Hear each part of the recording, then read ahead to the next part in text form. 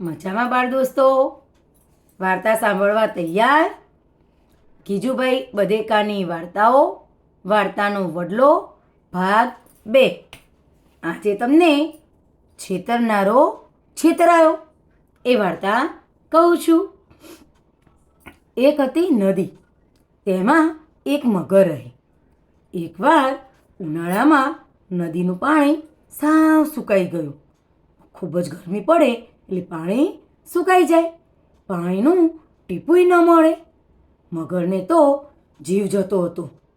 એને તો લાગ્યું કે હવે હું મરી જઈશ. મગર હાલીએ ન શકે ને ચાલીએ ન શકે. ત્યાંથી એક માણસ જતો હતો, એનું નામ છબીલો.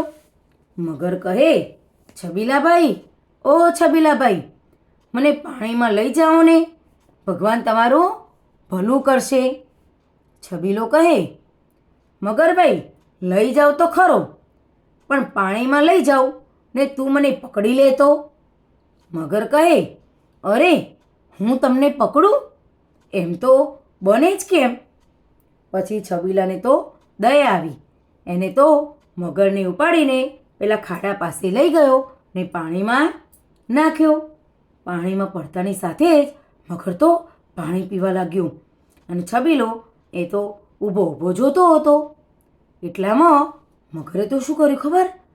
પાછા વળી છબીલાનો પગ પકડી લીધો.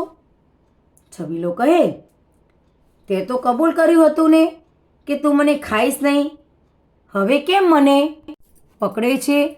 મગર કહે, જો હું ખરેખર તને પકડત જ નહીં, પણ ભૂખ એટલી બધી લાગી છે કે ખાધા વિના મરી જઈશ, એટલે પાછી તારી મહેનત નકામી જાય ને. મગર છબીલાને પાણીમાં ખેંચવા લાગ્યો. છબીલો કહે, જરા ઊભો રહે, આપણે કોઈની પાસે ન્યાય કરાવીએ.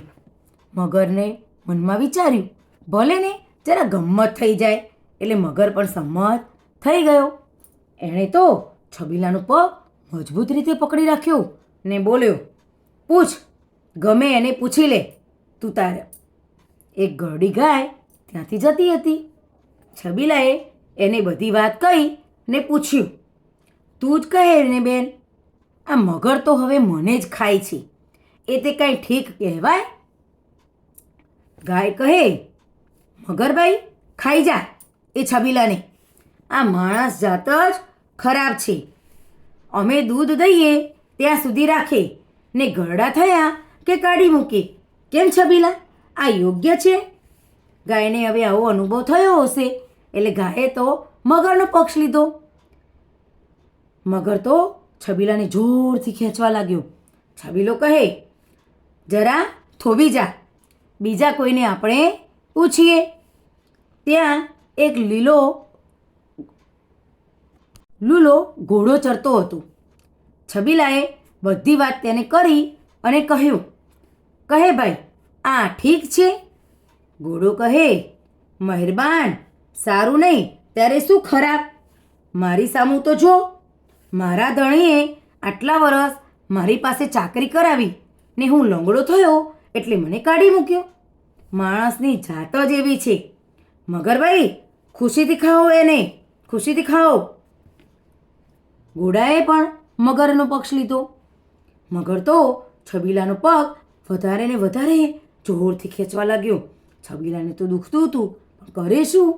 છબીલો કહે, જરાક થો, હવે એક જ જણને પૂછીએ, પછી તું મને ખાજે. ત્યાંથી નીકળ્યું એક શિયાળ. છબીલો કહે, શિયાળભાઈ, ઓ શિયાળભાઈ, જરા અમારો એક ન્યાય કરશો?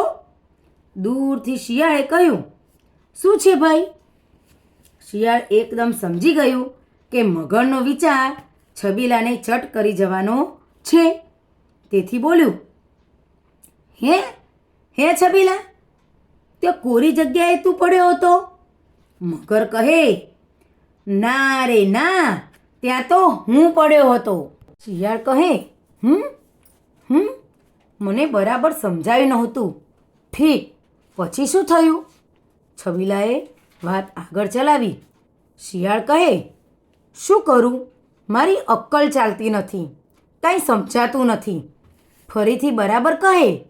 પછી શું થયું? મગર જરા ચીડાઈને બોલ્યો, જો હું કહું છું તે સાંભળ, હું ત્યાં પડ્યો હતો. શિયાળ જરા માથું ખંજવાળતું વળી બોલ્યું, ક્યાં? કેવી રીતે?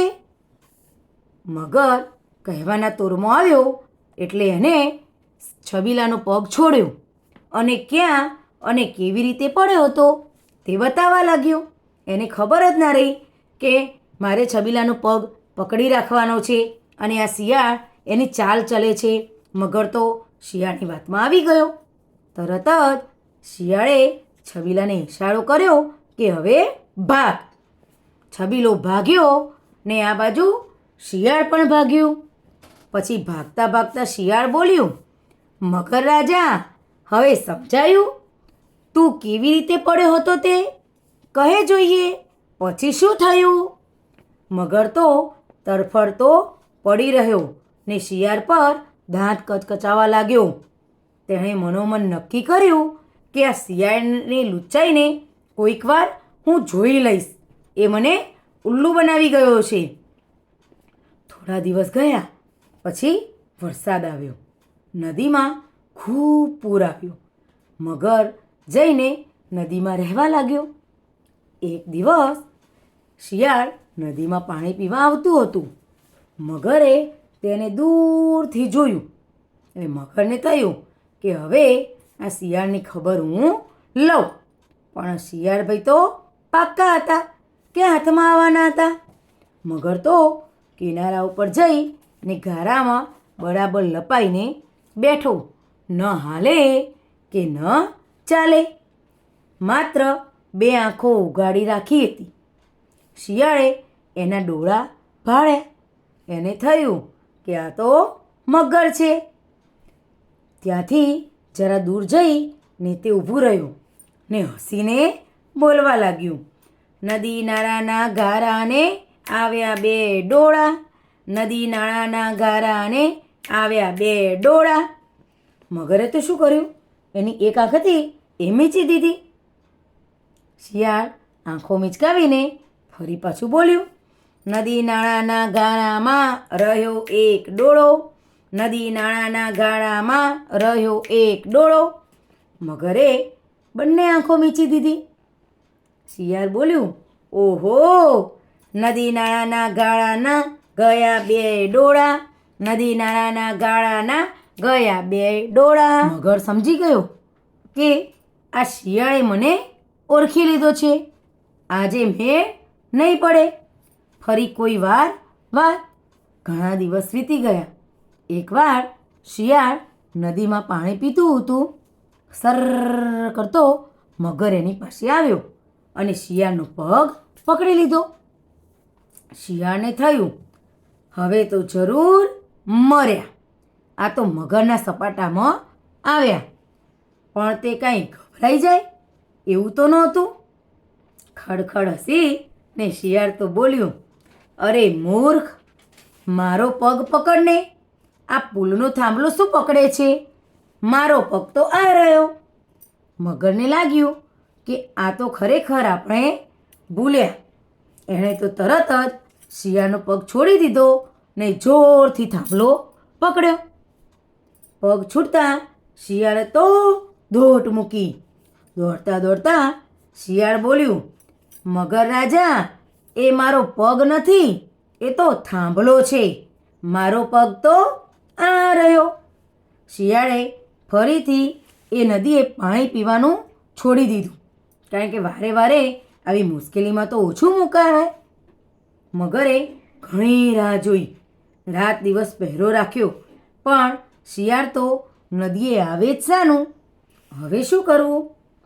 નદી કાંઠે એક આંબાની વાડી હતી.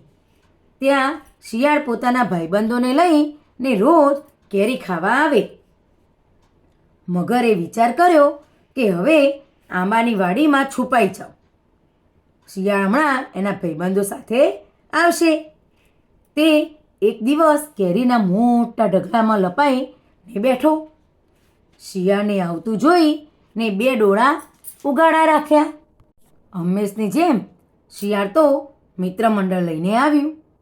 તરત જ તેની નજરે 2 ડોળા પડ્યા. તેણે બૂમ પાડીને કહ્યું, ભાઈ સાંભળજો, આ મોટો ઢગલો મોટા માલિકનો છે. એની પાસે કોઈ જશો નહીં. આ બીજા ઢગલામાંથી ખાજો. આ વખતે પણ શિયાળ આવ્યું નહીં અને એ તો બીજા ઢગલામાંથી કેરીઓ ખાઈ અને જતું રહ્યું. મગર કહે, હવે તો એની બખોલમાં જઈને બેસું. ત્યો હાથ આવશે જ ને, ત્યોથી ક્યાં જશે? એકવાર શિયાળની બહાર ગયેલું જોઈ મગર તેની બખોલમાં જઈને બેઠો. અડધી રાત રખડીને સવાર પડવા આવી એટલે શિયાળ બખોલે આવ્યું. ત્યાં એણે મગરના 2 ડોળા જોયા. તે કહે, વાહ, આજે તો મારે ઘેર 2 દીવા. મગરે પાછો 1 ડોળો મીંચી દીધો. શિયાળ કહે, અરે, આ 1 દીવો ઓલવાઈ ગયો. મગરે 2 ડોળા મીંચી દીધા. શિયાળ કહે, અરે, આ તો 2 દીવા ઓલવાઈ ગયા. હવે અંધારામાં કોણ જાય? ચાલ બીજી બખોલમાં જાઉં. મગરે તો ઘણી વાર સુધી રાહ જોઈ. પછી કંટાળીને નદીએ ગયો. શિયાળ કોઈ દિવસ એના હાથમાં ન આવ્યું તે ન જ આવ્યું. એમ શિયાળ છેતરાય એવું ખરું? મજા આવીને બાળ દોસ્તો. ફરી મળીશું નવી વાર્તા સાથે. આવજો.